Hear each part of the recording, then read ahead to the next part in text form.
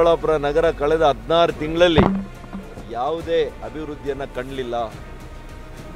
ಒಂದು ಏನು ಗುಂಡಿ ಆಗಿರೋದಕ್ಕೆ ಗುಂಡಿಯನ್ನು ಮುಚ್ಚುವಂಥ ಕೆಲಸ ಮಾಡಿಲ್ಲ. ಅಭಿವೃದ್ಧಿ ಬಿಡಿ, ನಗರೋತ್ಥಾನಕ್ಕೆ 40 ಕೋಟಿಯಷ್ಟು ನಮ್ಮ ಬಸವರಾಜ ಬೊಮ್ಮಾಯಿರವರು ಮುಖ್ಯಮಂತ್ರಿಗಳಾಗಿದ್ದಾಗ ತಂದು ಟೆಂಡರನ್ನು ಕರೆದು ಅಲಾಟ್ಮೆಂಟು ಸಂದರ್ಭದಲ್ಲಿ ಇವತ್ತು ಅದನ್ನು ಕ್ಯಾನ್ಸಲ್ ಮಾಡಿ ಮತ್ತೆ ಟೆಂಡರನ್ನು ಕರೆದಿರುವಂಥ ಕೆಲಸ ಈ ಸರ್ಕಾರದಲ್ಲಿ ಆಗ್ತಾಯಿದೆ. ಈ ಶಾಸಕರು ಇವ್ರ ನಾಯಕತ್ವದಲ್ಲಿ ಆಗ್ತಾಯಿದೆ.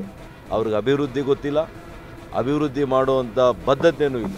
ಹಾಗಾಗಿ ಇವತ್ತು ಚಿಕ್ಕಬಳ್ಳಾಪುರ ಒಂದು ಸುಂದರ ನಗರ ಆಗಬೇಕು, ಒಂದು ಸುರಕ್ಷಿತ ನಗರ ಆಗಬೇಕು, ಒಂದು ಎಲ್ಲ ರೀತಿಯಲ್ಲಿ ಮಹಿಳೆಯರಿಗೆ ಪ್ರತಿಯೊಂದು ವರ್ಗದ ಜನರಿಗೆ ಕೂಡ ಇದು ಒಂದು ಸುಸಜ್ಜಿತ ನಗರ ಆಗಿ ಆಗಬೇಕು, ಬೆಂಗಳೂರಿಗೆ ಪರ್ಯಾಯವಾಗಿ ಆಗಬೇಕು ಅನ್ನೋ ನನ್ನ ಕನಸು ಏನಿದೆ, ಅದಕ್ಕೆ ಅಧ್ಯಕ್ಷರಾಗಿ ಉಪಾಧ್ಯಕ್ಷರಾಗಿ ನಮ್ಮ ಎಲ್ಲ ಸದಸ್ಯರುಗಳು ಅವರಿಗೆ ಬೆಂಬಲವಾಗಿ ನಿಂತು ಇದನ್ನು ಕಾರ್ಯಸಾಧು ಮಾಡಬೇಕು ಅಂತೇಳಿ ನನ್ನ ಒತ್ತಾಸೆಯನ್ನು ಅವ್ರ ಮುಂದೆ ನಾನು ಇಡಲಿಕ್ಕೆ ಬಯಸ್ತೇನೆ.